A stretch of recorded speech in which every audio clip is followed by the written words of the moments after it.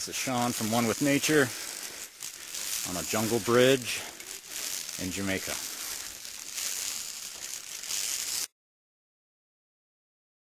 Yes, this is Shawn from One With Nature.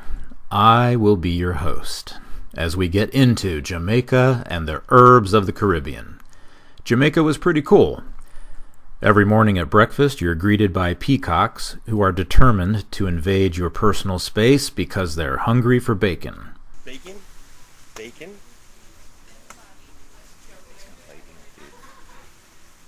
Oh, there you go. And at sunset, the air begins to fill with the chirping of thousands of tiny tree frogs.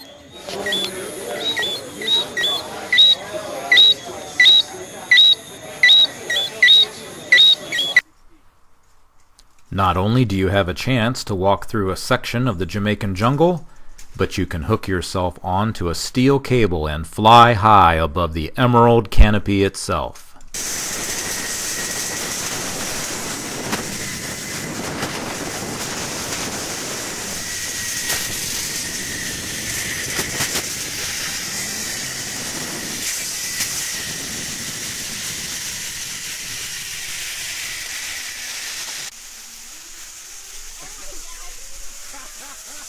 If you ever have a chance to go ziplining in Jamaica, I highly recommend it. Now, the thing about Jamaica is, if you're going to walk around asking people where all the good herbs are, you gotta remember where you're at, and don't be surprised at the responses you're going to get. This is the land of Bob Marley, after all. I mean, these guys don't mess around. You can fly down the road with a bottle of Red Stripe in one hand and 2 more bottles jammed into the cup holders, and nobody cares. Or you can drive around smoking a joint the size of a Cuban cigar without raising an eyebrow. I was talking to a taxi driver, and he told me he was bringing a minivan loaded with tourists back from Bob Marley's grave, and so much pot smoke was coming out of his windows it looked like he was rolling down the road while on fire. So when word gets out that you're looking for good herbs, get ready, because you're going to have people approaching you at all hours of the day and night, and they're going to be ready and willing to help you out. I would be walking across the grounds at night, and some guy would come out of the shadows, and I'd hear, "Excuse me, sir, you need help finding something? You looking for herb?" Very polite, very nice people. But finally I had to say, "Look, I like you guys, but you're all talking about one herb, and I'm talking about all the rest." And I explained why I was asking about herbs and what my company did. And once I got that straightened out, it was really funny, because I had employees of this place I was staying at stopping me on the grounds and in the hallways, but this time asking me, they'd say, "Hey, I've got a problem with this or that. What herb should I use? What herb would you recommend for this issue, that issue?" And I brought quite a few of my products with me to Jamaica, and I would give them a bottle of whatever was appropriate and check back in a day or so. And they were really happy with the results, and I don't think they really quite knew what to think of me. One tourist from the United States was in the pool area and just feeling awful. And after talking to him for a couple minutes, I figured out what was going on with him. I ran up to my room, I grabbed some stuff, run back down. He's all sprawled out on this chair with one arm over his head, and I thought, oh man, this guy's in bad shape. But he took what I gave him, and I said, "Listen, in 10-15 minutes you're going to start feeling better." And he couldn't believe how much better he felt and how quickly it had all happened. He'd never before experienced the power of any natural remedy, and he got all excited. And he called me a witch doctor in front of this group of people, and everybody started laughing. But the name stuck. So for the rest of the trip, I was the witch doctor. And generally in the United States, when you talk about using herbs to support certain health-related issues, more often than not, you're going to get some odd looks. But in Jamaica, that's not the case. They're pretty much all on board with the herb thing. They're all comfortable with herb use beyond the obvious, because their grandparents and parents use the herbs that grow in Jamaica. And there are a few dozen really useful botanicals growing in Jamaica. and many of these are known all over the world for their effectiveness. Now, this tree that you see here is a great example. I had just arrived at the place where I was staying. I was shown to my room, and I just throw my bags into my room, turn around, and I say to the guy, "Are there any moringa or neem or soursop trees on the grounds?" And the look on this guy's face was like, "Who are you?" Probably the last thing he expected me to say. I'm pretty sure the first thing that he's normally asked is, "Man, where's the bar?" But he became really excited, and he kept calling me sir. He says, "Sir, come over here." He got really animated. He's like, "Follow me, follow me." And 10 seconds from my door, there is this tree growing. And in Jamaica, everybody knows this tree as soursop. But in South America and in the US, it's better known as graviola. And the leaves, in particular, are extremely sought after and studied for their medicinal properties. But like all great medicinal trees from around the world, like the neem tree, the Camellia africana tree, the olive leaf tree, the black walnut tree, and more, all parts of the graviola tree can be and are used for various discomforts. In Jamaica and the rainforests of South America, the fruit is used as an astringent or to cool people down. In the tropics, you can get this flash heat builds up inside the body. And the heat cannot escape fast enough. Your organs start to overheat. You get headaches. You're just miserable. Well, the fruits that grow in the rainforest come to the rescue. They cool you down and they restore balance to the body. The fruit of the graviola is also used for parasites. The seeds are crushed and used for parasites. The bark is a sedative. The roots are a sedative. And I was standing there talking with this man about the tree, like normal people do. And he was telling me what they use it for and how to prepare it, how he was taught to use it. And we started drawing a small crowd around this tree, with people wondering what was going on. So these people are listening in to what we're saying, and this tourist just walks up and just pulls one of the graviola fruits right off the tree. And I'm not going to say that this nice Jamaican man who I was talking to yelled at this tourist, but in his own way, he was definitely yelling at this tourist for pulling the fruit off of the graviola tree before it was ripe. So I asked this guy, "What's the fruit used for?" And the pool and the bar are a couple 100 feet away from this tree, and he said that the bartenders by the pool would come over to the tree and pull the ripe fruits off, take them back to the bar, cut them up, and blend the graviola fruits into the drinks for the tourists.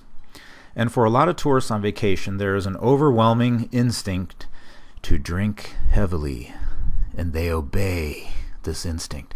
So hopefully graviola helps with hangovers, but I didn't ask. So I would go look at this tree and the other plants on the grounds every day I was there. I didn't know when I was ever going to see these botanicals again, because I live in Ohio. And for a large part of the year, this is the view outside my window. And these are all the wonderful things you have to look forward to each and every winter when you live in these northern states. So almost every time I was standing there, an employee would walk past and they would see me staring at this tree, and they would ask, "Do you know what that tree is?" And I learned really quick that if I said, "Yeah, it's soursop," they would just say, "That's right," and walk away. But if I acted like I didn't know what the heck this thing was, they would actually take the time to stop and come on over, tell me all about the tree, how it was used medicinally, how to prepare it, what it did to the body. So again, a lot of the Jamaican people are fluent in the use of herbs. Herbs are in the culture. They do not see it as alternative in any way. Whereas here in the US, Western herbalism could be viewed as a dying art. Now, the leaves of the soursop are kind of unremarkable looking. A lot of medicinal tree leaves have a very distinctive look. For instance, nothing looks like a ginkgo leaf. This is a ginkgo leaf that I was able to get when I visited Frank Lloyd Wright's home and studio in Chicago, where a rather large ginkgo tree grows right out front, and hundreds of these ginkgo leaves were dropping to the ground because I was there in late fall. And as you can see, it's unique looking. And this is a dried Graviola leaf that I brought back from Jamaica. It looks like a leaf that you would rake up off your lawn in the fall and bag and throw away. But don't be fooled. This is a powerful botanical. And I'll just repeat an example of how to use these leaves that was told to me more than once while I was in Jamaica. If a person has that flash heat that I talked about earlier, where heat builds up in the body quickly and cannot get out fast enough, or if a person has a fever for other reasons, you would take the leaves of the Graviola and you roll them in your hands to bruise them and break the surface of the leaf. Then you put them into a small bowl of water and you let them sit in there for a little bit. You take a cloth and you dip it into the water and you gently apply that water to the person's face, head, and neck. And in a little bit, their pores are going to open up and they're going to start sweating, releasing that buildup heat that I talked about. Then the sedative action of the Graviola kicks in, and the person will fall asleep for 4 to 6 hours depending on their age, and when they wake up, more often than not, they're feeling great with no sign of fever. In Caribbean herbalism in general, when taking Graviola leaves internally, and these are most likely the fresh leaves, not the dried leaves, it is said that you only need to use 3 leaves of the Graviola tree. You're not to use any more, or the person could pass out from low blood pressure. And odd numbers like 3 are part and parcel of herbalism in the island chains. And the more old school the herbalist is, and there aren't a whole lot of them left, the more they can tend to follow this odd number rule. 3, 5, 7, or 9 leaves when making a tea, or when adding leaves to a bath, or 3, 5, 7, or 9 different herbs in a tea or a bath. But even numbers, 2, 4, 6, 8, and so on, are frowned upon. And I don't know the origin of this odd number rule. That's just what was repeated to me. Graviola is so powerful that when used internally for any period of time, you're going to want to take a high-quality probiotic, because Graviola can neutralize beneficial bacteria in the GI tract. I recommend VSL3, but as mentioned in my example, you don't need to take Graviola leaves internally for them to have an effect on the body. It just depends on why you're using them and what effect you're looking for. Remember, you can open a door with a sledgehammer or a lockpick. Either way, that door is coming open. One method requires brute force. The other method is more subtle and takes more skill. But if you use the sledgehammer and it's the door to your home, you're going to have to repair that door. If you use the lockpick, the door will not need to be repaired. So look into the effects of the herb that you are interested in taking and find out if you're about to use a sledgehammer or a lockpick. There are over 9 million genes of intestinal flora that have been mapped and cataloged so far. Most of our genes are not human, but instead 90% of what makes us are really the genes of the little bugs that inhabit our body and gut. Keeping your gut flora built up and protected is critical and cannot be overstressed. The flora in your GI tract is intimately connected with making your life here on Earth either a happy one or a miserable one. So keep the beneficial bacteria happy and fully populated inside you. So I was really enjoying talking with everybody about how they use the herbs that grow everywhere in their country, what their grandparents taught them, and so on. So I decided to find out where the nearest herb shop or health food store was and go there just like I went to all the herb shops everywhere I traveled in eastern China and everywhere else I go. And so I found out that there was a health food store not too far from where I was staying.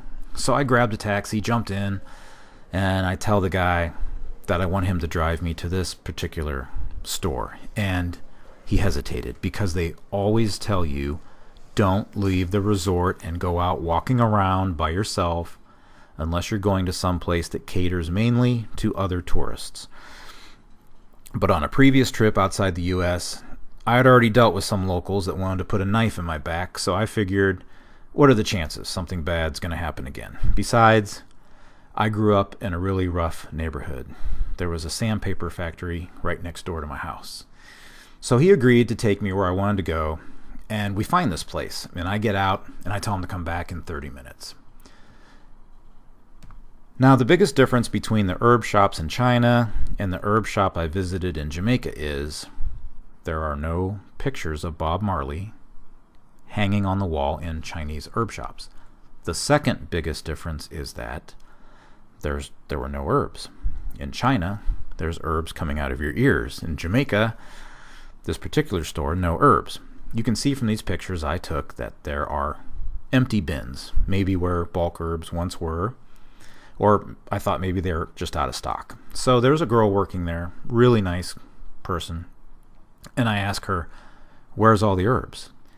And the lady tells me that the reason there's no herbs in the store is because when somebody wants herbs, they go to the market in the city. Because some of the Jamaicans that live outside the towns in the mountains or at the base of the mountains make a living from collecting herbs and bringing them to the market for the people who live in the town to purchase. So this would be like going to your local farmer's market, and there's a man or a lady there selling nettle leaf or calendula flowers. Maybe they've got some echinacea, yarrow, osha root, dandelion leaf, all the classic herbs of Western herbalism.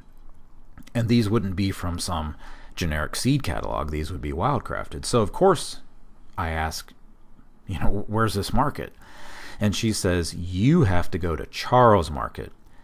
And she gives me the address, and now I need to find this market.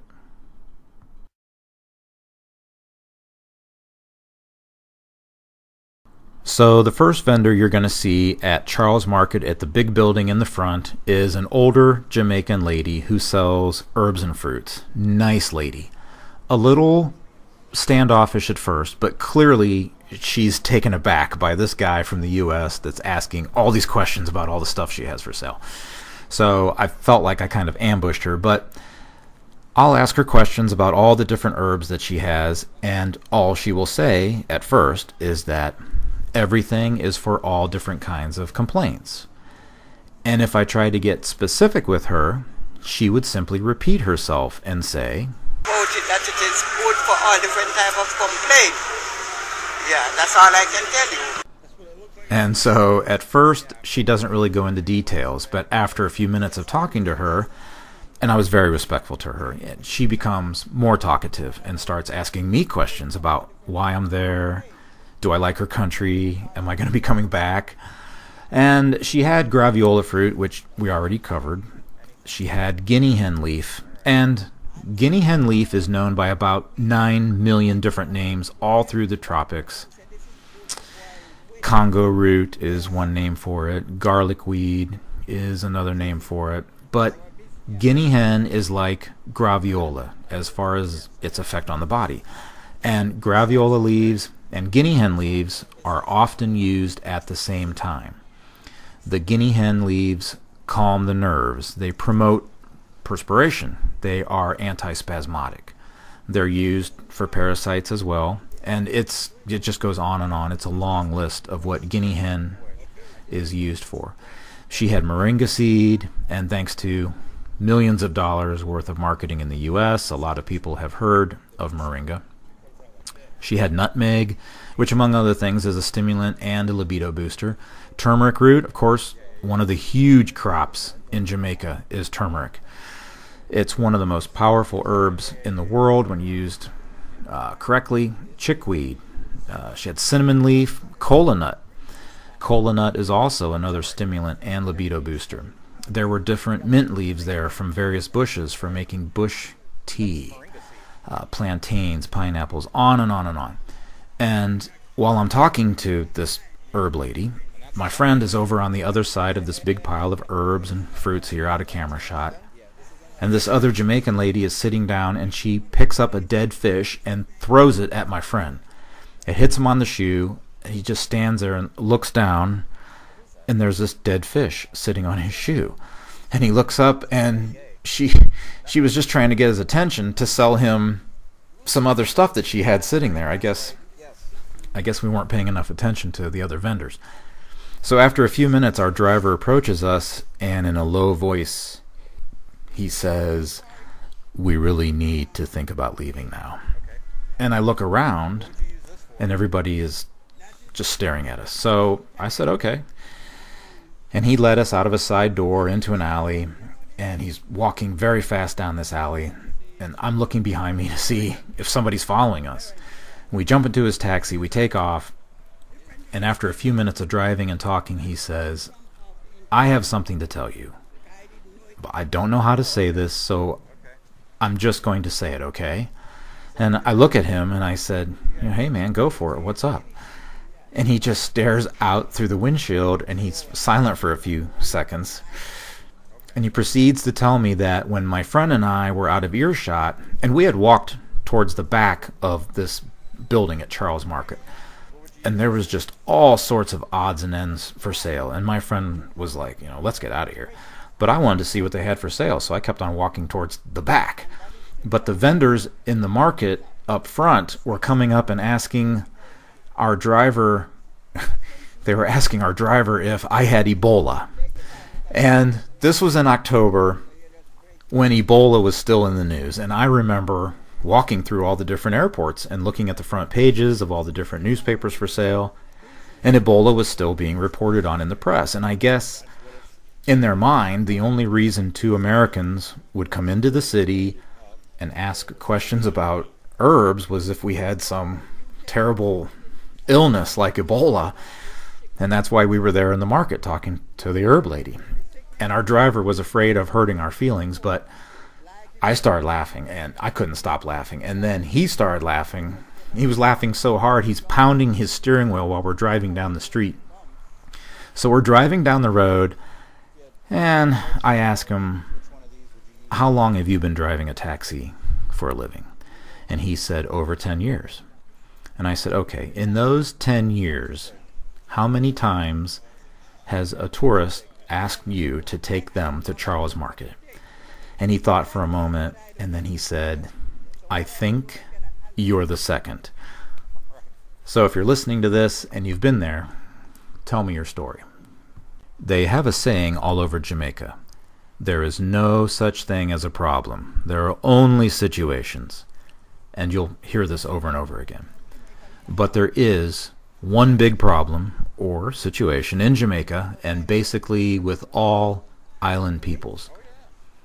There are two huge uses for herbs in the islands, and those two uses are type 2 diabetes, and then there's all the libido herbs.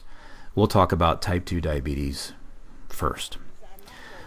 Almost every medicinal plant, tree, or shrub has eventually been recommended to somebody to help them correct type 2 diabetes. And you might think that, wow, the people in the islands are really lucky to have so many herbs for type 2 diabetes. Okay, what's the names of all these herbs? But it's not that the islands are filled to the brim with plants that can affect type 2 diabetes. It's that type 2 diabetes is so rampant in the island nations and chains. They're looking for anything that can help. I talked to a lot of people in Jamaica who had type 2 diabetes. And why is this? Well, the answer to this leads into one of the great principles you should always remember when people come to you for help. And that is, you always treat the person sitting in front of you and not the illness that they think they have or that they tell you they have. This is such a simple principle. Even a Jamaican tree frog knows this, right? That's right. But it's the simple things that are most often overlooked or sidelined. And the island peoples and the type 2 diabetes is a great example of this principle in action. Okay, so it all has to do with the long history of the island peoples and how they have adapted to living on these islands. These island peoples would go through cycles of near starvation, and these cycles would repeat over and over, going back hundreds of years.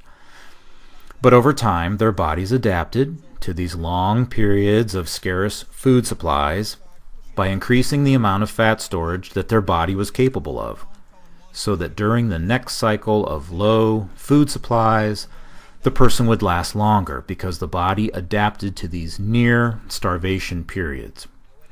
Well, time goes on, and long-range transportation of foods becomes more and more perfected. Tourist areas are expanded for decades, and with this expansion comes food and booze that was not as prevalent as before, and with these new transportation methods also comes foods that are sugary, fatty, empty calories. So we're talking about the easier availability of foods like alcohol, white flour, processed foods, along with all other food staples including animal fats. And with this sudden glut of foods that were once hard to get, now a lot more people can eat a lot of these foods, and their bodies respond by packing on the fat cells in order to be ready for the next period of starvation. But that may never happen. So the people just grow. And we're talking huge amounts of obesity and type 2 diabetes, percentage-wise, in these island populations. Okay, so what happens next? Well, these new fat cells that just keep being created by the body eventually overrun the insulin receptor sites. The crowding of fat cells are literally making the insulin receptor sites unusable. So what happens if a person starts losing weight through diet and exercise? Well, let's say they start cleaning up their diet. Let's say they start exercising with heavy weights in a limited range of motion, which will pull sugar out of the bloodstream and into the muscles. This, along with a general change of eating habits, is going to result in type 2 diabetes going away in about 77% of cases. It's that simple. So look at the person first, because finding out who they are and what they have gone through in life will enable you to help them a whole lot more than just focusing on what illness they have.